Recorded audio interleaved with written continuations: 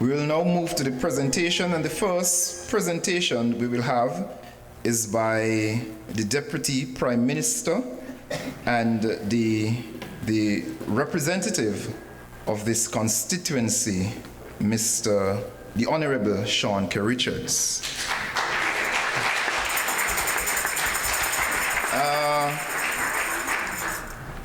I cannot say I know Auntie to be political. She never discusses politics. But for whatever reason, something about Shawn Richards, when Shawn came on the scene and he started coming on TV and he's speaking in Parliament, Auntie would indicate, that is Mr. Richards, you know, that is Mr. Richards. I would only go, okay, Auntie. And then I think some time ago when she made 99, he came to the house to see her, and when I went to see her, she was like, Vaughn, Mr. Richards came to see me, you know, Mr. Richards came to see me. I was like, okay, Auntie. And today, he is here to celebrate with us. So I now invite the Deputy Prime Minister, the Honorable Shawn Richards, to the podium to make his presentation.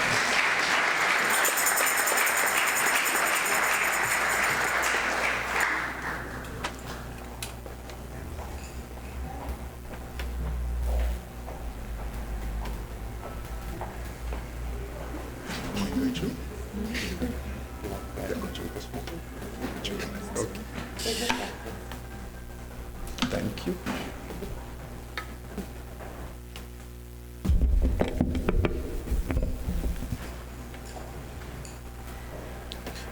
Thank you, Mr. Woodley.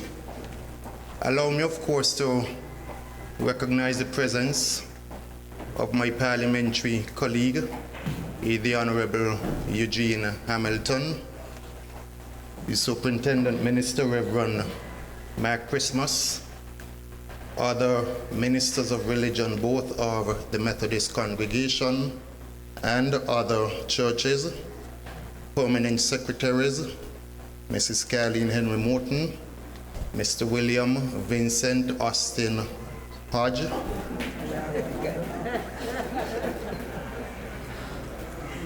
family members of Ms. Revan, other persons from the education fraternity, the Chief Education Officer, the Personnel Officer, principals, teachers, members of the Methodist congregation, and of course, last, but absolutely by no means least, our birthday celebrant, the lady who refers to me as her boyfriend.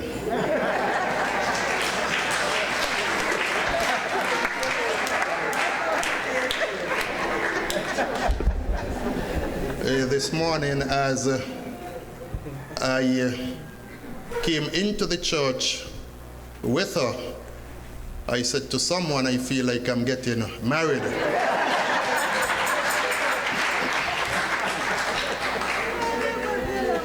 And certainly if I was, I think you would all agree with me that Ms. Revan would have made perhaps the perfect choice of a wife.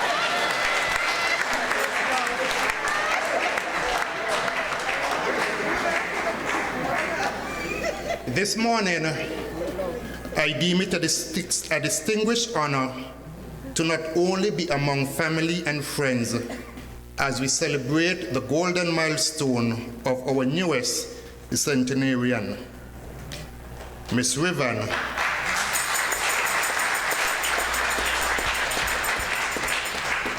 but more so to be given the opportunity to pay tribute to someone I deem to be a stalwart in so many different respects.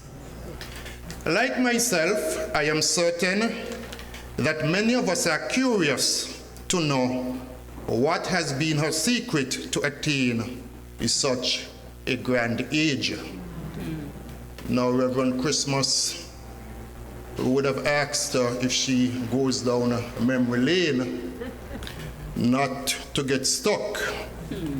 And so in asking her the secret, I certainly would not want her to get stuck. because we would want her to live to see so many more years. Upon reflecting on Miss Revan's life, I think I just may have found the remedy to her vibrancy, even at 100. And when I say her vibrancy, I think you would all agree with me that Miss Revan doesn't look anywhere close to 100 years.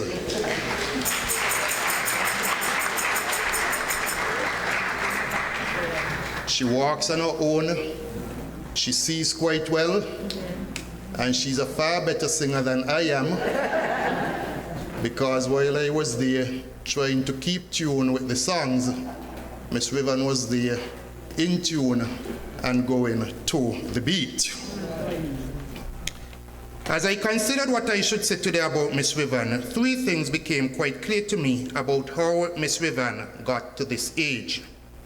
Today, I wish to share three tenets of Miss Revan's life in hope that it would encourage and inspire all of us. 1, God must be our cornerstone.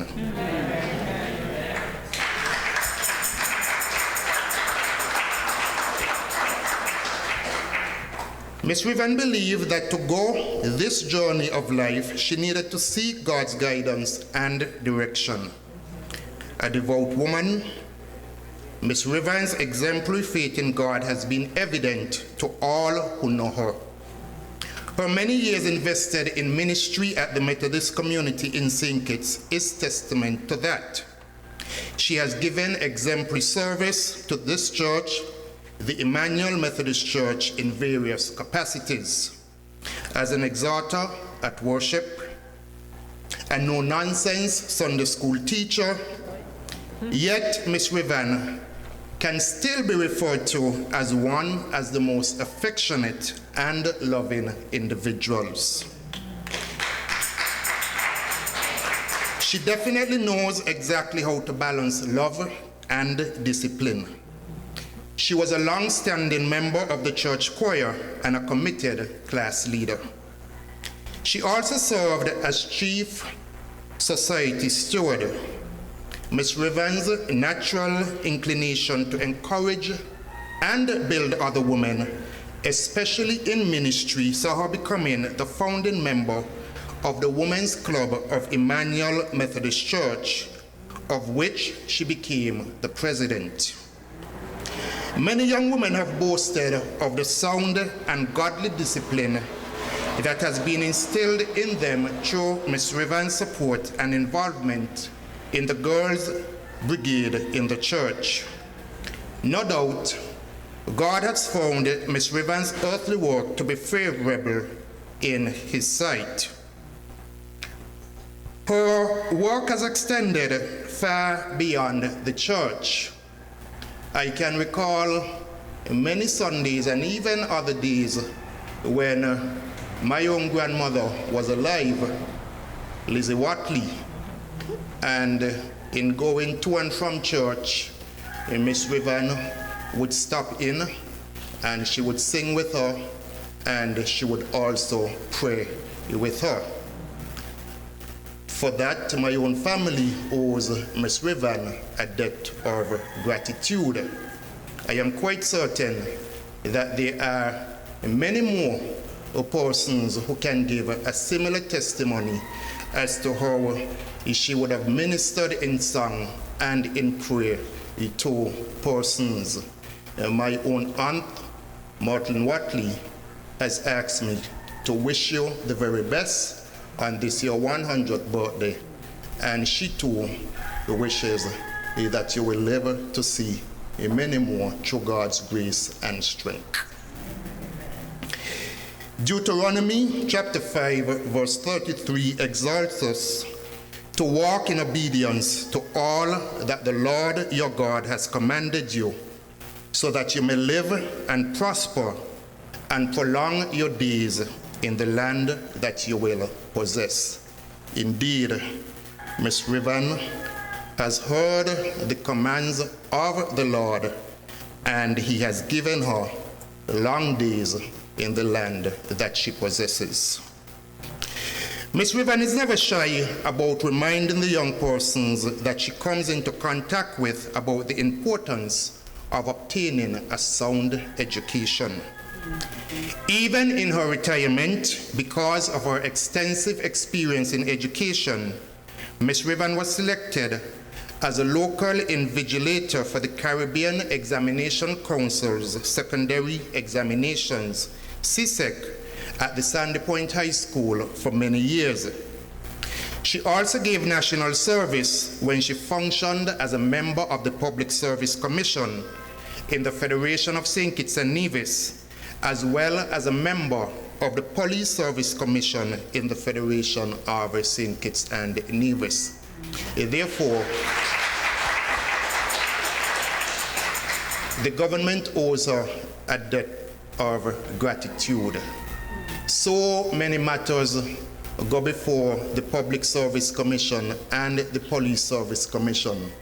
These are matters which require persons of sound judgment, persons who are fair, persons who are unbiased, persons such as Ms. Revan, who could be depended upon to exercise judgment in the best interest of all of the different matters for all of the different persons which would have come before those two commissions. Ms. Revan was never too tired, never too busy to give of her time and expertise where education was concerned in Sandy Point. After she retired from active service as an educator, she remained very much interested and active in the schools of the Sandy Point community. She visited and would willingly give herself for working with students at various levels. At the Sandy Point High School, commenced gender assemblies and associations. Ms. Revan was selected as the patron of the Girls Association because she has been identified as a model lady in her personal, professional, and community life.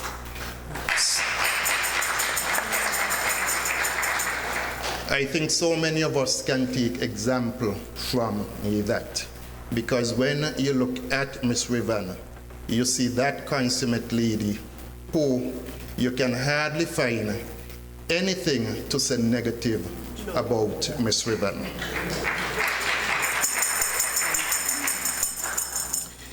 It is because of her upstanding reputation where Ms. Revan drew many young women to herself who credit their success to her support. As a trained guidance counselor, Ms. Revan used any opportunity to positively impact young people's lives, especially in this her Sandy Point community. Through this, she fostered many relationships that enabled her to impact homes and communities across St. Kitts, even today. 3, family is the foundation on which we stand. When we say family, quite naturally, many of us would begin to think of our immediate relatives. However, Ms. Revan prides herself as an elder family member in the Sandy Point family. I am sure that many of us gathered here today would pride ourselves as proud Sandy Pointers. However, I believe to merely call Ms. Revan a proud Sandy Pointer would not do justice to the above, and to describe the love that Ms. Revan has cushioned in her heart for a place that she has cemented herself in for over 100 years.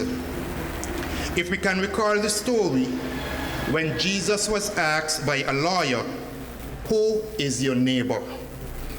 Jesus told the parable of the Good Samaritan, which answered the question, "Your neighbor is someone who shows mercy to a fellow man." And so today I am called to think of family in the same light.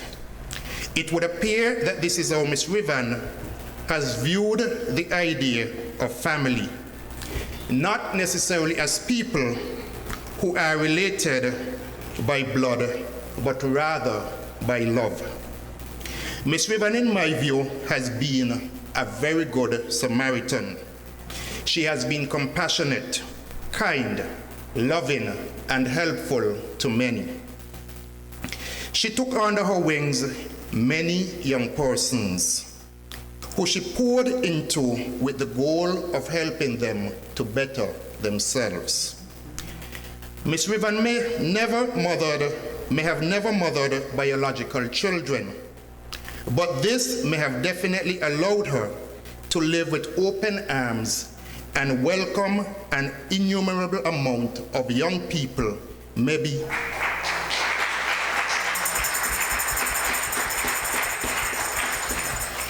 more than a biological mother can manage. You have heard from Vaughn how she would have cared for him, how she would have molded him. Jeanette is also here who can give a similar testimony. Shawn is here who can give a similar testimony. I know she has looked after the late Jerron Francis. She has looked after his own child, and I'm sure that there are many other persons within the Sandy Point community who would consider Miss Revan to be a mother to them. Somehow, in quite a Herculean fashion, Miss Revan balanced her commitment to ministry, her dedication to education, and her love for family very well. And those appear to have kept her going. Many have come and gone, but Miss Revan has perhaps seen it all. Miss Revan, you would have even seen roads widened, homes becoming larger, docks being developed, and our people taking on educational opportunities and returning home to give back. From lanterns to light switches, typewriter to computer, black and white turn knob televisions to high definition flat screen TVs, to name only a few. And I will add that you have seen fashion go, fashion come, and fashion come back in. One can only imagine the generation of stories that are buried deep in your memories. I can personally attest to the wealth of knowledge that Miss Revan possesses, as each time I would visit, she would always remind me of some of the history of the Sandy Point community. On one of my last visits, we stayed in her kitchen and we looked out at where the old exchange was. She gave me the history of that. She told me about all of the grass and trees now growing there, the fact that they need to be cut because persons are now using that particular area to do all sorts of activities that they ought not to engage in. And so I thank you for the very many history lessons that you have shared with me and the words of advice and encouragement over the years. In her humble nature, but with typical Sandy Point pride, she would always share with me her concerns about the community and wish me well. More importantly, Miss Revan, you would have seen our country, and even more near and dear to you, the town of Sandy Point, transform in a myriad of ways for the benefit of all. How many changes you must have seen in your family, generations of them. Those who have gone before you, those who have come since. It is hard to imagine, and we don't dare attempt to quantify the magnitude of ways in which your influence has been felt. Miss Revan, today I think I can speak for all here today when I say that indeed you are an icon.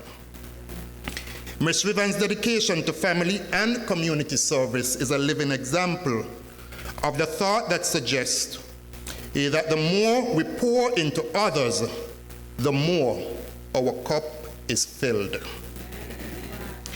Ms. Revan's cup has been filled, and she has truly been blessed.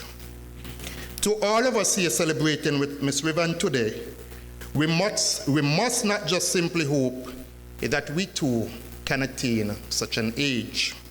Rather, I urge all of us to be inspired by and take note of her resilience to meet whatever life throws at us.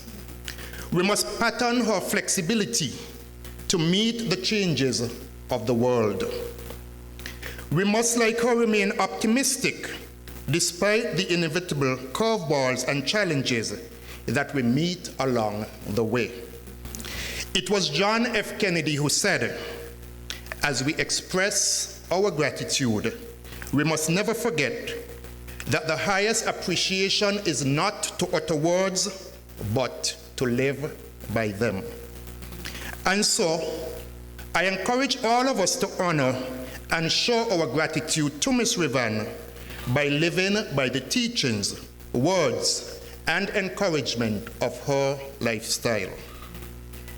Ms. Revan, it is impossible to repay you for all that you have done for the people of the Sandy Point community. For the many varied contributions you have made to our community, we cannot thank you enough. However, today, as we gather as your family and friends to show you that you are an invaluable individual who will forever be treasured by many. It is also in that regard that a few years ago that I took the pleasure in nominating Ms. Revan to receive her MBE, Member of the British Empire. In closing, on behalf of myself, on behalf of the Sandy Point community, on behalf of the government and the people of St. Kitts and Nevis, I wish you a very, very, very happy birthday.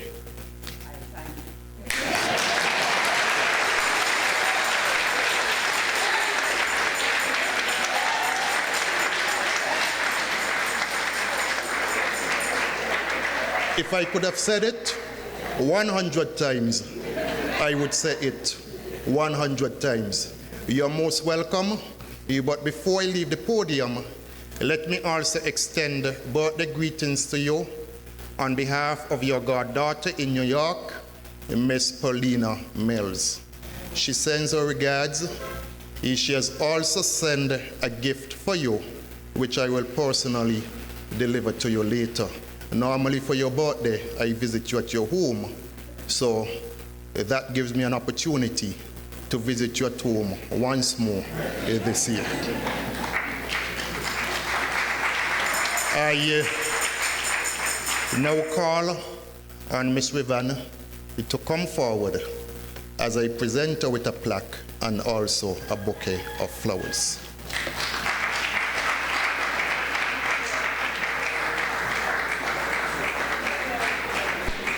Vaughan said she is not in politics, but the plaque reads, "The Palm Sandy Point Group salutes